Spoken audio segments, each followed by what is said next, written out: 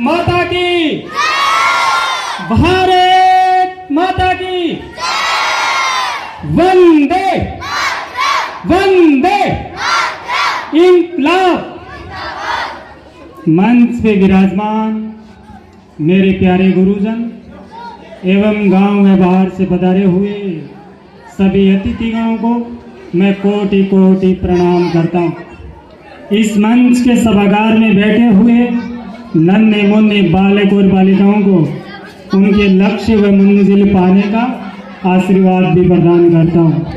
इस प्रोग्राम को साक्ष्य बनाने के लिए आए हुए सभी राष्ट्रभक्तों का कोटि कोटि आभार प्रकट करते हुए आप सभी को गणतंत्र दिवस की हार्दिक शुभकामनाएं प्रदान करता हूँ। मेरे देश के प्रेमियों, आज हमारा पूरा भारतवर्ष बड़े हर्ष और उल्लास के साथ लोकतंत्र का महापर्व मना रहा है। इस लोकतंत्र की महान विरासत को पाने के लिए हमारे पूर्वजों ने अपनी आन बान शान और स्वाभिमान को दांव पर लगा दिया था, क्योंकि वो जानते थे कि आने वाली पीढ़ी का अगर भविष्य को बचाना है, वो शान से चल सके, उनके स्वाभिमान को जिंदा रखना है, तो इन सामंतवाद को मिटाना होगा, इस तानाशाही तंत्र को हटाना होगा और लोकतंत्र की स्थापना करनी होगी। क्योंकि लोकतंत्र वो तंत्र है जिसमें हर व्यक्ति को शिक्षा का अधिकार होता है। लोकतंत्र वो तंत्र है जिसमें हर व्यक्ति को समानता से जीने का अधिकार होता है। अरे लोकतंत्र वो तंत्र है जिसमें हर व्यक्ति बड़े शान और स्वाभिमान के साथ अपनी बात को रख सकता है। इसलिए हर भारतीय नागरिक को लोकतंत्र को बचाने के लिए हमेशा प्रयासरत रहना चाहिए। आज सत्ता पर बैठे हुए भेड़िए कोई धर्म के नाम पर, तो कोई जाति के नाम पर, तो कोई क्षेत्र के नाम पर हमें बांटना चाहता है। हमें बंटना नहीं है, हमें करना नहीं है। हमें इस बंटने और करने की राजनीति से ऊपर उठकर राष्ट्र को एकता के सूत्र में बांध कर रखना है। और राष्ट्र को एकता के सूत्र में बांध कर रखने के लिए जो सबसे अहम बिंदु है उसका नाम है शिक्षा। क्योंकि एक शिक्षित समाज ही एक अच्छे लोकतंत्र की कल्पना कर सकता है। दुनिया के महान दार्शनिक, महान इतिहासकार कार्ल मार्क्स ने भी अपनी डायरी में लिखा था, शिक्षा समाज की वो बुनियादी इकाई है जिस पर आने वाली पीढ़ी का भविष्य तय होता है। इसी बात को दोहराते हुए बाबा साहब भीमराव अम्बेडकर ने भी कहा था, शिक्षा वो शेरनी का दूध है जो पिएगा सो धाड़ेगा।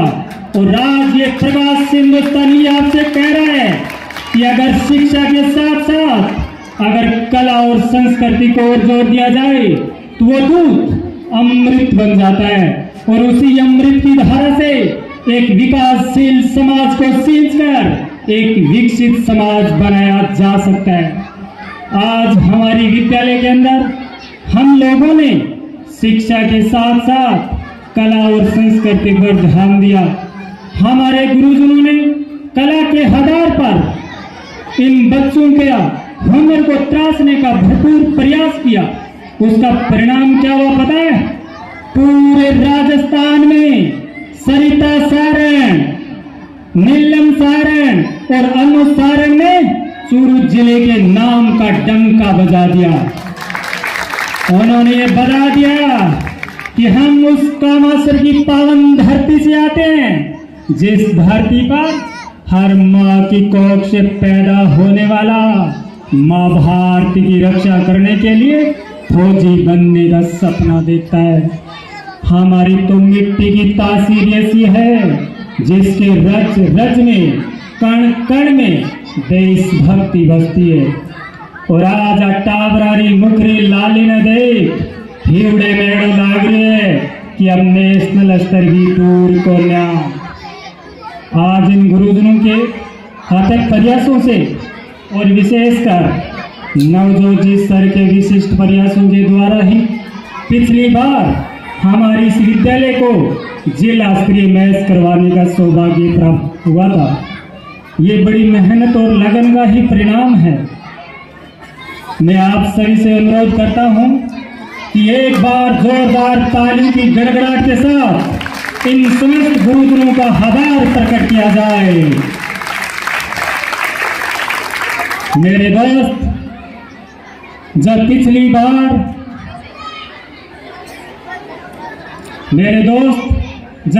बार 15 अगस्त को जब मैं इस विद्यालय में आया था तो मैंने आते ही इन बच्चों की काबिलियत को परख लिया था और तब मैंने इसी मंच के माध्यम से आपसे कहा था कि आप लोग इन बच्चों के माथे के ललाट को तो देखो, इन नन्हे मुन्ने बालक और बालिकाओं के मुख का तेज, उत्साह और इनके जुनून को देखकर ऐसा लग रहा है कि कुछ बड़ा परिवर्तन होने वाला है। और आज परिवर्तन प्रत्यक्ष प्रमाण के साथ आपके सामने दिख रहा है। ये परिवर्तन इस गांव की प्रगति का उद्घोष है। ये परिवर्तन गुरु और शिष्य के बीच प्रेम की पराकाष्ठा भी है। ये परिवर्तन इन गुरुजनों का इन बच्चों के प्रति समर्पण का पुंज है। आज ये गुरुजन तो इन बच्चों के लिए इतना समर्पित हैं कि वो घर घर जाकर शिक्षा की अलग जला रहे। मैं आप लोगों को इन गुरुजनों की एक और रहस्यमयी बात आपको बताने जा रहा हूँ। जब पिछली बार हमारे गांव के अंदर भारी बारिश हुई थी, इस विद्यालय से लेकर गांव के चौपाल तक सारी गलियां पानी से भर चुकी थी। आने जाने का रास्ता बंद हो चुका था। तो इस विद्यालय के बच्चे इधर की गलियों से होते हुए मेरे घर के आगे से जा रहे थे। मैं बारिश के अंदर नहा रहा था। मेरी नज़र अचानक इन बच्चों पर पड़ी।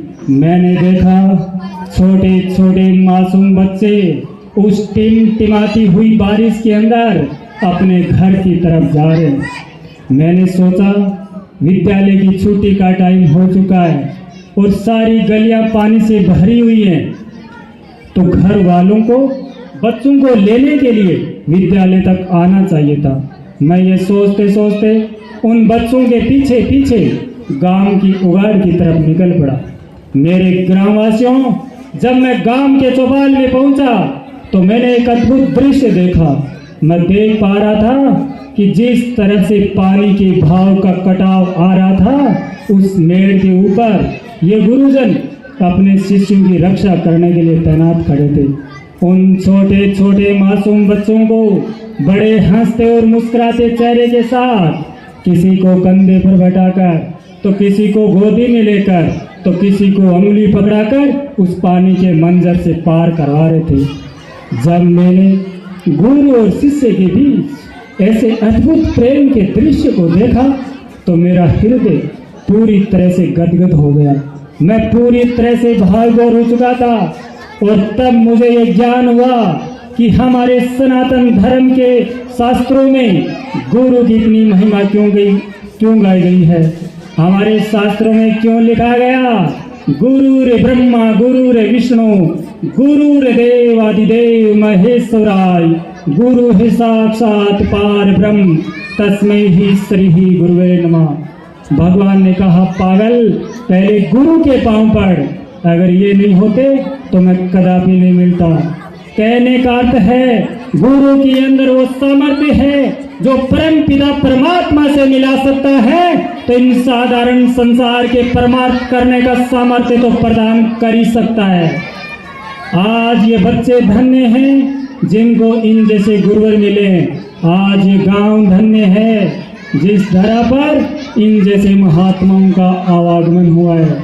लेकिन कभी कभी गुरु के भेष में भी राक्षस पनप जाता है।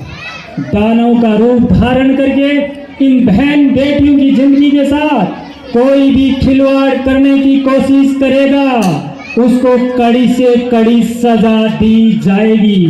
इन बच्चों की आबरू के साथ खेलने वाले को किसी भी सूरत में बख्शा नहीं जाएगा, क्योंकि अपराधी को दंड ना देने का मतलब होता है उसके आसपास रहने वाले हर व्यक्ति को अपराध के जुल्म में झोंक देना ये सरासरी गलत है, अन्याय है। जो गलत करता है उसे सजा दो, जितनी हो सके उतनी दो, और जो सत्य के पथ मार्ग पर चलता है, इन बच्चों के उज्जवल भविष्य के लिए दिन रात प्रयास करता है, ऐसे परमार्थी को परमात्मा मानकर उसकी पूजा भी करनी चाहिए। यही हमारा सत्य सनातन धर्म है।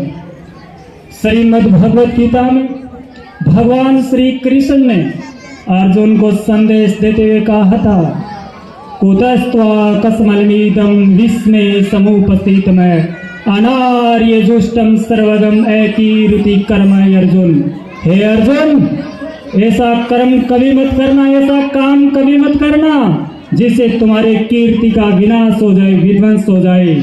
काम ऐसा करो कि तुम्हारे साथ साथ संपूर्ण समाज कीर्तिमान हो जाए। और आज इस विद्यालय में समाज को कीर्तिमान करने वाले गुरुओं की कमी नहीं है। हम ये कैसे भूल सकते हैं कि इन 4-5 वर्षों के दौरान इस विद्यालय के तकनीक और शिक्षा में कितना बदलाव हुआ है, वो हमारे आंखों के सामने दिख रहा है। आज हमारी विद्यालय में डिजिटल कैमरे लग चुके हैं। आज हमारी विद्यालय में बच्चों को बैठने के लिए निम्न क्लासेज में दरिया और उच्च क्लासेज में बैठने के लिए स्टूल की व्यवस्था हो चुकी है। मुझे याद है कि इस विद्यालय में 3-4 वर्षों के दौरान इन समस्त ग्रामवासियों के सहयोग से और इन समस्त ग्रामवासियों के दानदाताओं के विशेष सहयोग से ही आज हमारी विद्यालय के अंदर बच्चों का खेलने के लिए एक ग्राउंड का भी निर्माण हो चुका है। और इन्हीं दानदाताओं में से तो एक दानदाता ने तो अपने पिता के नाम पर विद्यालय के भव्य द्वार का भी निर्माण करवा दिया। जब मैं इस विद्यालय के प्रांगण में प्रवेश कर रहा था तो उस द्वार पर लिखे हुए पढ़ तालिका पर जब मैंने एक ऐसे शख्सियत का नाम देखा, सच बताऊं, आज मेरी आत्मा तृप्त हो गई। वो व्यक्ति एक महान व्यक्तित्व के धनी थे।